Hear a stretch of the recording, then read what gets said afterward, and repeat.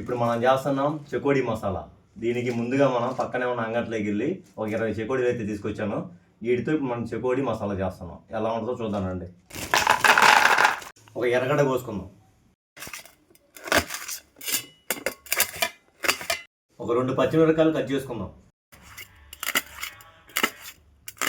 2 నిమ్మకాయలు కట్ చేసుకుందాం.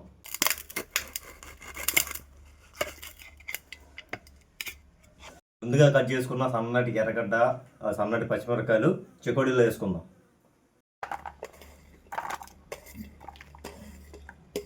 నిమ్మదబ్బ పిండుకుందాం.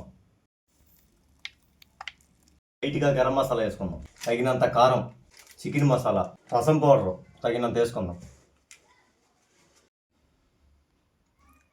ఒకసారి కలపెట్టుకుందాం. మన చెకోడీ మసాలా ఫైనల్గా రెడీ అయిపోయింది. తినేసి టేస్ట్ ఎలా ఉందో చెప్పేద్దాం. డిఫరెంట్గా ఉంది, సూపర్, ఖచ్చితంగా ట్రై చేయండి.